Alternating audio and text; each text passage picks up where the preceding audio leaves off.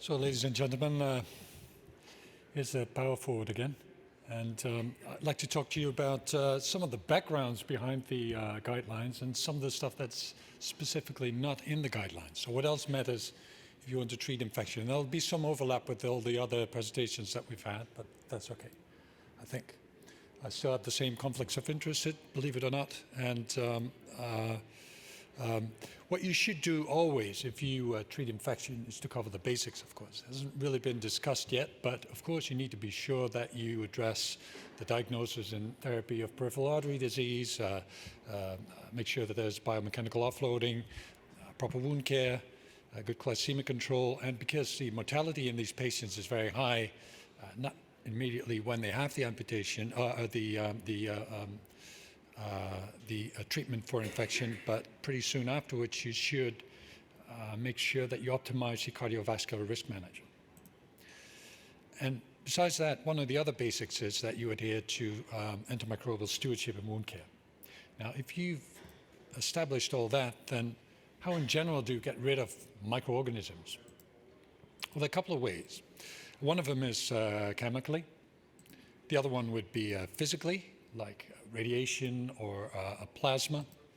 Another one would be mechanically, by debridement or with a toothpick in your mouth or with the blade if it's a wound.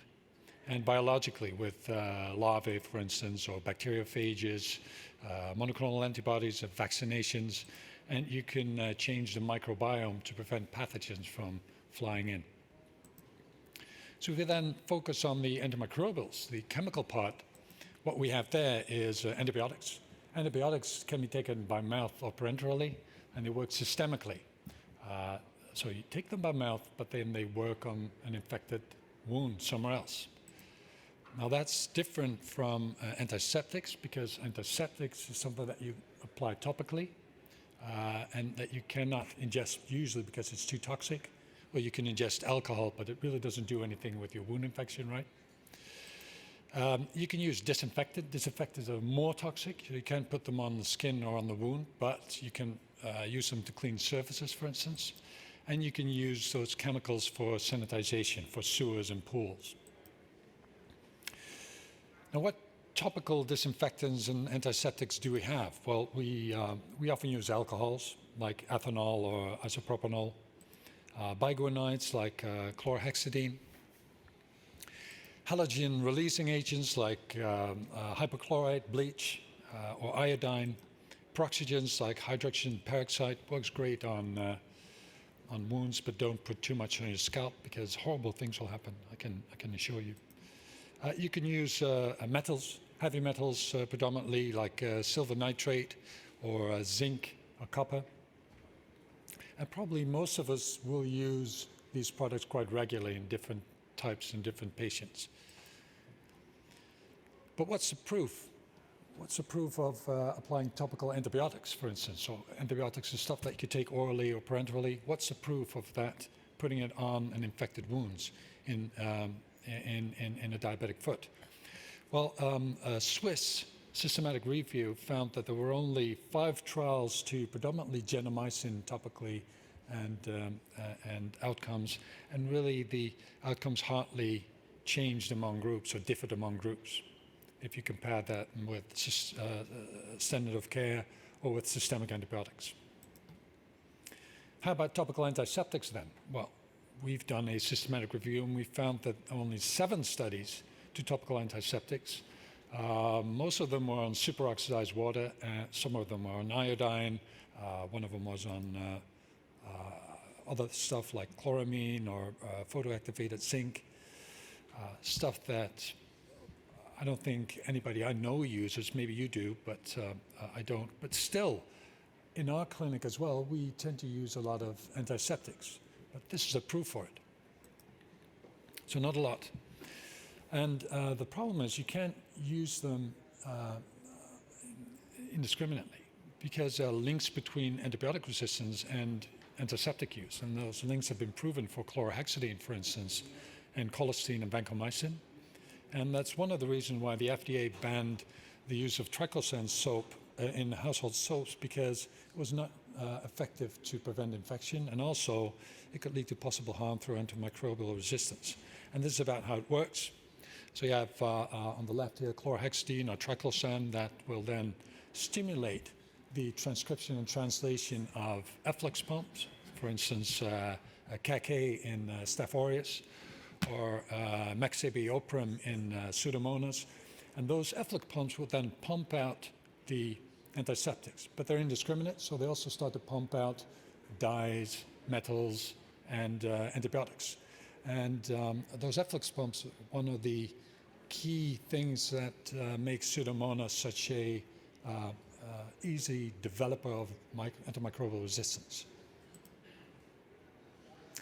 And there are other things as well.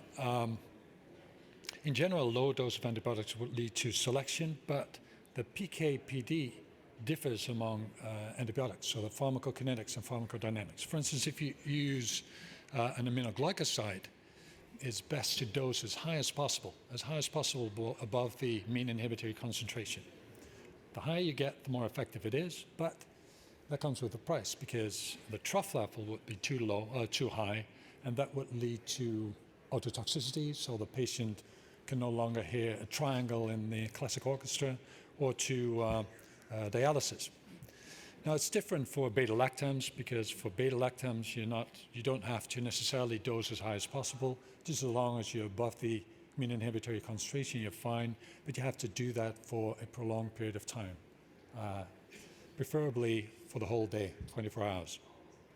So the PK and PDs will differ among different types of antibiotics, but we're not really sure how that works in antiseptics, what the PK/PD parameters are in antiseptics. And besides that, we can put antiseptics on one, but we're really not sure how much of the antiseptic will stay in place if we apply that to a wound. So that's an issue. Now, what can we do to help things? Well, we as prescribers can stop prescribing antibiotics to patients that do not need antibiotics. For instance, patients that have a viral infection.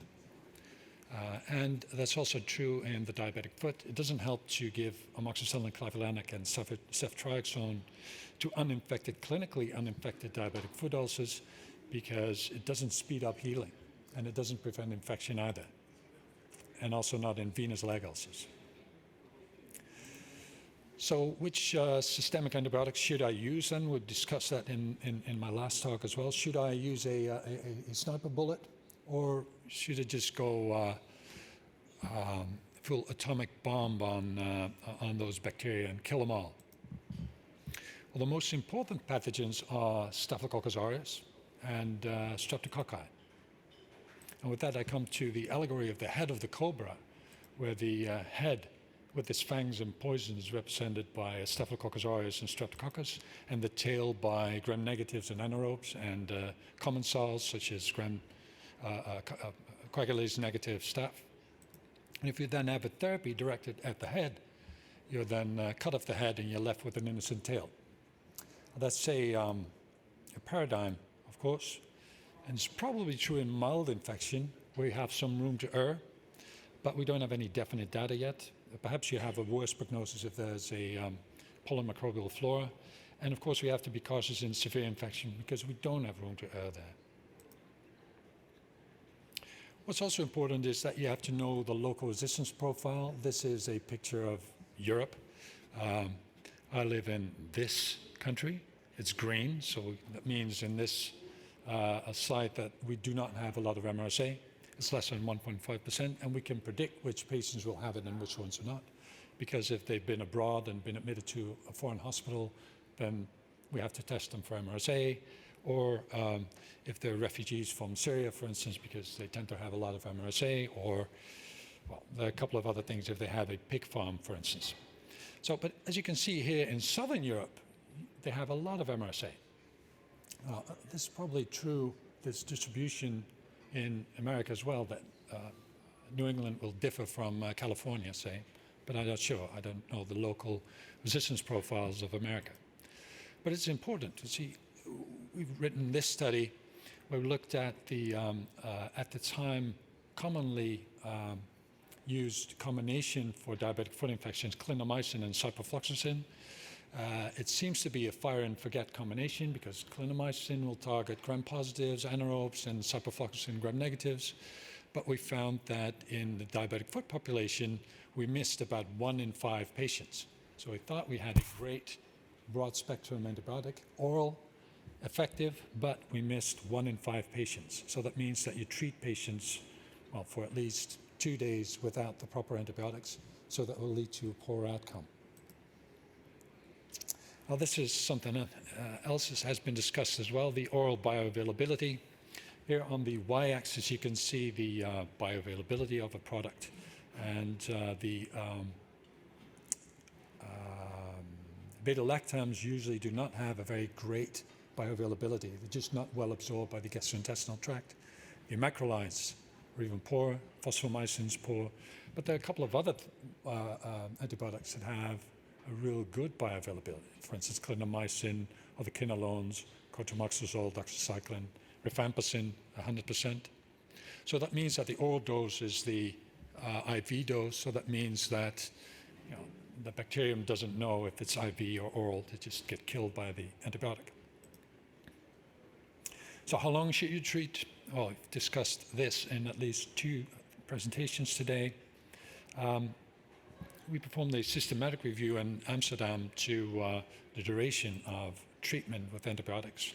And we found a couple of studies. Some of them have been discussed already. This one is a French study, 6 versus 12 weeks. 6 was non-inferior to 12 weeks, so you might as well treat for a shorter duration of time. And the other one's a excuse me, a surgical study where they treated patients for 90 days with antibiotics. It's a study from Spain versus 10 days of antibiotics, and those 10 days with antibiotics was with non-amputation surgery, so a thorough debridement, but then without amputation. It was in patients with forefoot osteomyelitis only, and in that study they did not find a significant difference between the 2 groups either.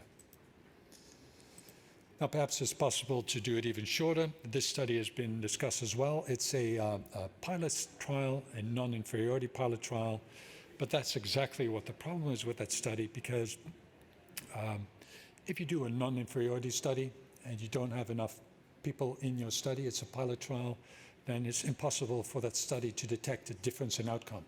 So it's very likely that in the upcoming follow-up trial that's not a pilot trial from Switzerland, they will maybe find a difference between the 3 and 6 weeks group. Now, if you have a lot of multi-drug resistance in your patients, then it wouldn't surprise you then in this Greek study, they found that they had to perform more amputations. Well, if you don't have an antibiotic, then you have to refer to amputations, of course. It makes sense, but that's been shown in this study. And finally, a multidisciplinary team will improve your outcomes. So, curiously enough, it also leads to less antimicrobial resistance in your patient groups. So teamwork is important, not just in the diabetic foot teams, of course, but you can do it in a electronic store as well. So just to go briefly over some interesting things that do not have anything to do with antibiotics. So you can use polypeptides. Polypeptides are chemical compounds that mimic the innate immune response of people. You can use it as topical treatment to kill bacteria, to treat biofilm, or to use it as an immunomodulator to stimulate the immune response. It has been studied in the diabetic foot as well, Paxagenen study, but unfortunately Paxagenen never came to the market, but it was non-inferior to ofloxacin. But you can use bacteriophage therapy. That's has been around before antibiotics, but they kept on using it behind the Iron Wall in Eastern Europe, especially in Georgia. But there are only a few controlled studies because you can never really be sure how much of the active bacteriophages is in the potion that you put on a wound or that you have a patient drink. But the associated products, the endolysis, for instance, can be bought over the counter as anti-acne products. Now, these are the studies from a systematic review here. You can go over him in that papers. Plasma medicine is another option. Plasma is the fourth aggregated state of matter. You have gas, you have liquid, and you have solid. Plasma is the fourth state of matter. The sun is a big plasma ball, lightning is plasma, and you can apply cold plasma to a wound, and that would release reactive oxygen species, kill off bacteria, and might even help to close the wound. And finally, you can use antibodies in vaccines. You can have monoclonal antibodies against Staph aureus, for instance, or vaccinate against Staph aureus. And you can vaccinate against virulence factors or to the bacteria itself. And that has been proven successful in animal models. So my take-home message is only treat infected wounds. Know your local resistance profile. It's important for your empirical antibiotic regime. Only treat the pathogen. There's not much proof for topical antimicrobials, but we do use them. I mean, we do in our clinic. Don't overuse antibiotics, but also don't overuse antiseptics, and consider non-antimicrobial therapies, especially surgery. Thank you.